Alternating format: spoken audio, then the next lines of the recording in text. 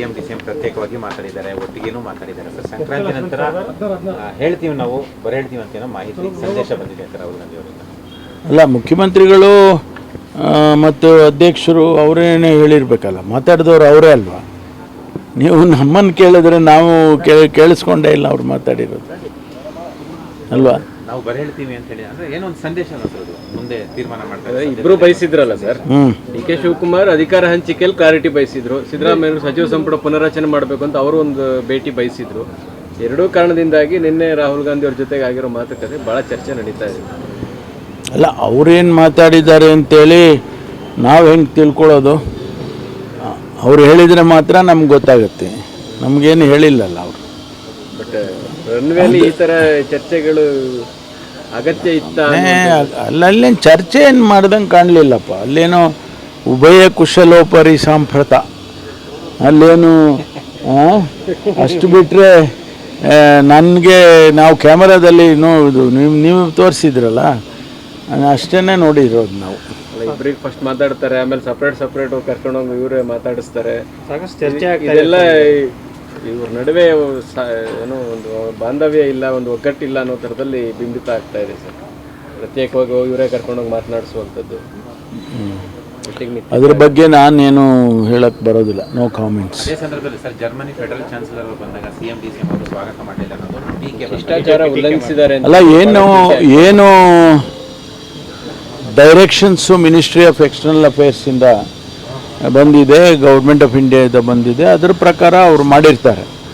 ಅವರು ನೋಡಿ, ಒಂದು ರಾಜ್ಯಕ್ಕೆ ಬರ್ತಾರೆ, ಕೇಂದ್ರ ಸರ್ಕಾರದವರು ರಾಜ್ಯ ಸರ್ಕಾರ ಅಧಿಕೃತವಾಗಿ ಇಲ್ಲಿದೆ ಅಲ್ವಾ, ಅದಕ್ಕೇನು ಗೌರವ ಸಿಗಬೇಕು ಅದು ಸಿಗಬೇಕು. ಒಬ್ಬ chancellor, head of the state of A country, ಅವರು ನಮ್ಮ ರಾಜ್ಯಕ್ಕೆ ಬರ್ತಾರೆ ಅಂದಾಗ ನಮಗೂ ಕೂಡ ಒಂದಿಷ್ಟು ಅವರಿಗೆ ಗೌರವ ತೋರಿಸೋದಕ್ಕೆ ಅವಕಾಶ ಕೊಡಬೇಕಲ್ವ.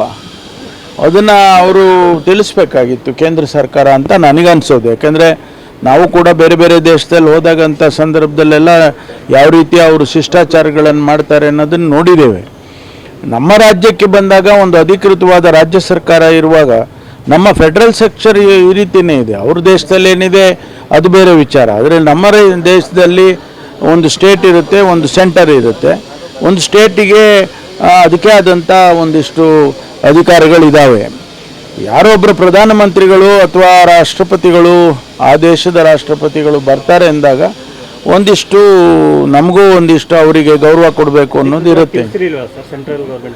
ಅದು ಗೊತ್ತಿಲ್ಲ ನನಗೆ, ಆದರೆ ಅವರು ಏನು ಡೈರೆಕ್ಷನ್ ಕೊಟ್ಟಿದ್ದಾರೆ ತಿಳ್ಕೋಬೇಕು. ಸಚಿವ ಎಂ.ಬಿ. ಪಾಟೀಲ್ ಅವರು ಹೋಗಿದ್ರು, ಸಿಎಂ ಹೋಗ್ಲಿಲ್ವಲ್ಲ.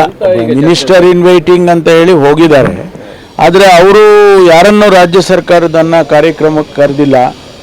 ಪ್ರೆಸ್ ಕಾನ್ಫರೆನ್ಸ್ ಮಾಡಿದ್ದಾರೆ, ಅವ್ರದ್ದೇ ಪ್ರೆಸ್ ಕರ್ಕೊಂಡು ಬಂದಿದ್ದಾರೆ. ನಮ್ಮ ಪ್ರೆಸ್ಸಿಗೂ ಯಾರನ್ನೂ ಕರೆದಿಲ್ಲ. ಈ ರೀತಿ ಒಂದು ರೀತಿಯಲ್ಲಿ ಏನೋ ಗೋಪ್ಯವಾಗಿ ಬಂದು ಗೋಪ್ಯವಾಗಿ ಹೋದರು ಅನ್ನೋಂಗೆ ಆಗಬಾರ್ದಲ್ವ. ಆ ರೀತಿ ಆಗಬಾರ್ದು. ನಾವು ಅವರಿಗೆ ಗೌರವ ಕೊಡಬೇಕು. ನಮ್ಮ ರಾಜ್ಯಕ್ಕೆ ನಮಗೂ ಇರುತ್ತೆ, ಕರ್ನಾಟಕಕ್ಕೆ ಬಂದಿದ್ದಾರೆ, ಬೆಂಗಳೂರಿಗೆ ಬಂದಿದ್ದಾರೆ, ಅವ್ರಿಗೆ ಗೌರವ ಕೊಡಬೇಕಾದಂಥ ಅವಕಾಶಗಳು ನಮಗೂ ಸಿಗಬೇಕಲ್ವ. ಸರ್, ಕಾರಾಗೃಹ ಸುಧಾರಣೆಗಳ ಕುರಿತು ಉನ್ನತ ಮಟ್ಟದ ಸಮಿತಿಯನ್ನು ವರದಿ ಸಲ್ಲಿಕೆ ಮಾಡಿದೆಯಾ? ಇವತ್ತು ಮಾನ್ಯ ಹಿತೇಂದ್ರ ಅವರು, ನಾವೇನು ಅವರ ನೇತೃತ್ವದಲ್ಲಿ ಕಮಿಟಿ ಮಾಡಿದ್ದು, ಇವತ್ತು ವರದಿ ಕೊಟ್ಟಿದ್ದಾರೆ. ಆ ವರದಿಯ ಬಗ್ಗೆ ನಾನು ಚರ್ಚೆ ಮಾಡ್ತೇನೆ. ಆನಂತರ ಅದನ್ನು ಅವಶ್ಯಕತೆ ಇದ್ದರೆ ಕ್ಯಾಬಿನೆಟ್ಗೆ ಸಬ್ಮಿಟ್ ಮಾಡ್ತೇನೆ. ಸುಧಾರಣಾ ಕ್ರಮಗಳ ಬಗ್ಗೆ ಕೊಟ್ಟಿದ್ದಾರೆ, ಒಂದಷ್ಟು ರೆಕಮೆಂಡೇಶನ್ಸ್ ಮಾಡಿದ್ದಾರೆ. ಅದನ್ನು ಮನೆ ಮುಖ್ಯಮಂತ್ರಿಯವರಿಗೂ ತಿಳಿಸ್ಬೇಕಾಗ್ತದೆ. ಯಾಕೆಂದರೆ ಅದಕ್ಕೆ ಬೇರೆ ಬೇರೆ ಏನೆಲ್ಲ ಅವ್ರ ರೆಕಮೆಂಡೇಶನ್ಸ್ ಇದೆ, ಅದಕ್ಕೆ ಮುಖ್ಯಮಂತ್ರಿಗಳಿಗೆ ಗಮನಕ್ಕೆ ಹೋಗಲೇಬೇಕದು. ಸರ್, ರಾಜಣ್ಣ ಈಗ ಹೈಕಮಾಂಡ್ ಕೊಡಲಿ ಅಂತೇಳಿ ಒತ್ತಾಯಿಸಿದ್ದಾರೆ ಸರ್. ಯಾಕಂದರೆ ಇದು ದಿನ ಅಡ್ಮಿನಿಸ್ಟ್ರೇಷನ್ ಮೇಲೂ ಪ್ರಭಾವ ಬೀರ್ತಾ ಇದೆ. ಈಗ ರಾಹುಲ್ ಭೇಟಿಯಿಂದಾಗಿ ಮತ್ತಷ್ಟು ಚರ್ಚೆಗಳಿಗೆ ಕಾರಣ ಆಗ್ತಾ ಇದೆ. ಹೈಕಮಾಂಡ್ ಒಂದು ಕ್ಲಾರಿಟಿ ಕೊಡೋದು ಸರಿ ಇದೆ, ಕ್ಲಾರಿಟಿಯನ್ನು ಬಯಸ್ತಾ ಇದ್ದಾರೆ. ನಾನು ಕೂಡ ಅದನ್ನು ಬಯಸ್ತಾ ಇದ್ದೀನಿ, ಹೈಕಮಾಂಡ್ ಮಧ್ಯಪ್ರವೇಶ ಮಾಡೋದು ಕ್ಲಿಯರಾಗಿ ಹೇಳಲಿ ಅಂತ. ಅಲ್ಲ, ಅದನ್ನು ಎಲ್ಲರೂ ಬಯಸ್ತಾ ಇದ್ದಾರೆ. ರಾಜಣ್ಣ ಅವರು ಹೇಳೋದು ಕೂಡ ಒಂದು ಅರ್ಥದಲ್ಲಿ ಸರಿ ಇದೆ. ಅವು ಈ ಕನ್ಫ್ಯೂಷನ್ಸ್ ಇರಬಾರ್ದು ಅನ್ನೋದು ಎಲ್ಲರದ್ದು ಅಭಿಪ್ರಾಯಗಳು. ಅದನ್ನು ಅವರು ಓಪನ್ ಆಗಿ ಹೇಳಿದ್ದಾರೆ. ಬಳ್ಳಾರಿ ವಿಚಾರದಲ್ಲಿ ಸರ್, ಇನ್ನೂ ನಾರಾ ಭರತ್ ರೆಡ್ಡಿ ಅವರು ಅರೆಸ್ಟ್ ಆಗಿಲ್ಲ, ಸತೀಶ್ ರೆಡ್ಡಿ ಅರೆಸ್ಟ್ ಆಗಿಲ್ಲ. ಎಲ್ಲೊಂದ್ ಕಡೆ ಈ ಕೇಸ್ನ ಹಳ್ಳ ಹಿಡಿಸ್ತಾ ಇದೆ ಕಾಂಗ್ರೆಸ್ ಸರ್ಕಾರ ಅಂತ ಬಿಜೆಪಿ ಟೀಕೆ. ಅದನ್ನು ತನಿಖೆ ಮಾಡಿ ಅವರು ನಾವು ದಿನನಿತ್ಯ ವಿರೋಧ ಪಕ್ಷದವ್ರನ್ನ ಕೇಳಿಕೊಂಡು ದಿನನಿತ್ಯ ಕಾಂಗ್ರೆಸ್ ಪಕ್ಷದ ಕೇಳಿಕೊಂಡು ಅದನ್ನು ಮಾಡೋದಿಲ್ಲ ಪೊಲೀಸವರು. ಅವ್ರಿಗೇನು ನಿರ್ದಿಷ್ಟವಾದಂಥ ತನಿಖೆ ಮಾಡೋದಕ್ಕೆ ಅವರಿಗೆ ಹೇಳಿರ್ತಾರೆ, ಅದನ್ನು ಮಾಡ್ತಾರೆ. ಅದನ್ನು ಇದು ಸರಿ ಅದು ಸರಿ ಇಲ್ಲ ಅನ್ನೋದು ನಾವು ಈಗ ಹೇಳಕ್ಕೆ ಬರೋದಿಲ್ಲ. ಯಾಕಂದ್ರೆ ಅಲ್ಲಿ ಜನಾರ್ದನ್ ರೆಡ್ಡಿ ಮೇಲೂ ಎಫ್ಐಆರ್ ಆಗಿದೆ ಸರ್, ಈ ಕಡೆ ಭರತ್ ರೆಡ್ಡಿ ಮೇಲೂ ಎಫ್ಐಆರ್ ಆಗಿದೆ. ನೋಡಿ, ಯಾರನ್ನ ಅರೆಸ್ಟ್ ಮಾಡಬೇಕು, ಯಾವಾಗ ಮಾಡಬೇಕು, ಯಾಕೆ ಮಾಡಬೇಕು, ಅದನ್ನೆಲ್ಲ ನಾವು ಇಲ್ಲಿ ಸೂಚನೆ ಕೊಡೋದಿಲ್ಲ. ಅವರು ಅಲ್ಲಿ ತನಿಖೆ ಮಾಡುವಾಗ ಯಾರನ್ನ ಅರೆಸ್ಟ್ ಮಾಡಬೇಕು ಅಂತ ಅವ್ರಿಗೆ ಅಗತ್ಯ ಬಿದ್ದಿದೆ ಇದು ಮಾಡಬೇಕು ಅಂದಾಗ ಮಾಡ್ತಾರೆ. ಸರ್, ಬೆಂಗಳೂರು ಗ್ರಾಮಾಂತರ ವಿಜಯಪುರ ಪೊಲೀಸ್ ಸ್ಟೇಷನ್ನಲ್ಲಿ ಸರ್ ಪೊಲೀಸರು ಸೀಸ್ ಆಗಿರೋ ವೆಹಿಕಲ್ ಮಾರಾಟ ಮಾಡಿದ್ದಾರೆ ಅಂತ ಅಲ್ಲಿ ಸಿಬ್ಬಂದಿ ಪತ್ರ ಬರೆದಿದ್ರು. ಸುವರ್ಣ ನ್ಯೂಸ್ ಪತ್ರ ಬರೆದಿದ್ರು, ಐಜಿಗೂ ಪತ್ರ ಬರೆದಿದ್ದಾರೆ, ಸೆಂಟ್ರಲ್ ಐಜಿಗೆ. ಚೆಕ್ ಮಾಡಿದಾಗ ಅಲ್ಲಿ ಖಾಸಗಿ ಜಾಗಗಳಲ್ಲಿ ಕೂಡ ವೆಹಿಕಲ್ಗಳು ವಿತ್ ಕೇಸ್ ನಂಬರ್ ಇರುವಂಥ ವೆಹಿಕಲ್ಗಳು ಕೂಡ ಪತ್ತೆಯಾಗಿದೆ. ಪೊಲೀಸರು ಈ ರೀತಿ ಪೊಲೀಸ್ನವರು ಆ ರೀತಿ ಏನಾದರೂ ಇಲ್ಲಿಗಲ್ ಆ್ಯಕ್ಟಿವಿಟಿ ಮಾಡಿದರೆ ಅದಕ್ಕೆ ತನಿಖೆ ಮಾಡಿ ಅವ್ರ ಮೇಲೆ ಕ್ರಮ ತಗೊಳ್ತೀವಿ. ಕೆಲವು ಸಂದರ್ಭದಲ್ಲಿ ಏನಾಗುತ್ತೆ, ಪೊಲೀಸ್ ಸ್ಟೇಷನ್ ಮುಂದುಗಡೆ ಜಾಗ ಇರೋದಿಲ್ಲ, ಅಲ್ಲೆಲ್ಲೋ ಪಕ್ಕದಲ್ಲಿ ನಿಲ್ಲಿಸಿರ್ತಾರೆ. ಅಂಥದ್ದು ಏನಾದರೂ ಆಗಿದ್ದರೆ ಗೊತ್ತಿಲ್ಲ ನನಗೆ. ಆದರೆ ಒಂದು ವೇಳೆ ಆ ರೀತಿ ಆಗಿದ್ದರೆ ಕ್ರಮ ತಗೊಳ್ತೀವಿ. ಸಿಬ್ಬಂದಿಗಳೇ ಈ ಥರ ಆಗ್ತಾ ಇದೆ ಅಂತ ಪತ್ರ ಬರೆದಿದ್ದಾರೆ ಸರ್, ಐಜಿಗೂ ಪತ್ರ ಬರೆದಿದ್ದಾರೆ, ನಮ್ಮ ಆಫೀಸ್ಗೂ ಒಂದು ಪತ್ರ ಕಳಿಸಿದ್ರು. ಅದನ್ನು ನಾನು ಕಮಿಷನರ್ಗೆ ತಿಳಿಸಿ ಅದರ ಮಾಹಿತಿಗಳು ಪಡ್ಕೊಳ್ತೀನಿ. ಮಾಹಿತಿ ಬರ್ಕೊಂಡು ಆಮೇಲೆ ಕ್ರಮ ತಗೊಳ್ಳಿ. ಬಾಂಗ್ಲಾದೇಶಿಯರನ್ನ ಪತ್ತೆ ಕಾರ್ಯಕ್ರಮ ನಡೀತಾ ಇದೆ. ಇದುವರೆಗೂ ಎಷ್ಟು ಜನ ಅರೆಸ್ಟ್ ಆಗಿದ್ದಾರೆ ಸರ್? ಎಲ್ಲೆಲ್ಲೆಲ್ಲ ಆಗ್ತದೆ ಮಾಹಿತಿ ಎಲ್ಲ ಕೊಡೋದಕ್ಕೆ ಹೇಳಿದ್ದೀನಿ ನಾನು. ಯಾಕೆಂದ್ರೆ ಇಡೀ ರಾಜ್ಯದಲ್ಲಿ ಇದೊಂದು ಕ್ರಮ ತಗೊಳ್ಳೋದಕ್ಕೆ ನಾವು ಸೂಚನೆ ಕೊಟ್ಟಿದ್ದೀವಿ. ಎಲ್ಲೆಲ್ಲಿ ಬಾಂಗ್ಲಾದೇಶದವರು ಇದ್ದಾರೆ ಅಂಥೇಳಿ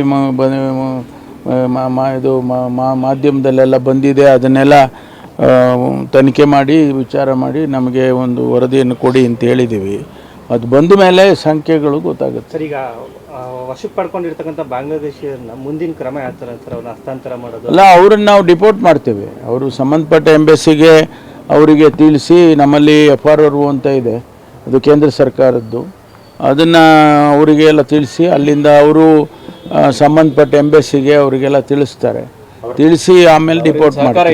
ಪತ್ತೆಗೆ ವಿಶೇಷ ಟಾಸ್ಕ್ ಫೋರ್ಸ್ ಮಾಡಿ ಅಂತ ಅಶೋಕ್ ಅವರು ಆಗ್ರಹ ಮಾಡಿದ್ದಾರೆ. ಎಲ್ಲ ಮಾಡ್ತಾನೆ ಇದ್ದೀವಲ್ಲ. ಅವರು ಗೃಹ ಸಚಿವರಾಗಿದ್ದವರು, ಅವ್ರಿಗೂ ಗೊತ್ತಿದೆ ಏನು ಪ್ರೊಸೀಜರ್ ಏನು ಅಂತೇಳಿ. ಅದನ್ನು ನಾವು ನಿರಂತರವಾಗಿ ಮಾಡ್ತಾ ಇರ್ತೀವಿ. ಅದೇನು ಒಂದು ವಾರ ಮಾಡಿಬಿಟ್ಟು ಬಿಟ್ಬಿಡೋದಲ್ಲ, ಅದು ನಿರಂತರವಾಗಿ ಮಾಡ್ತಾ ಇರ್ತೀವಿ.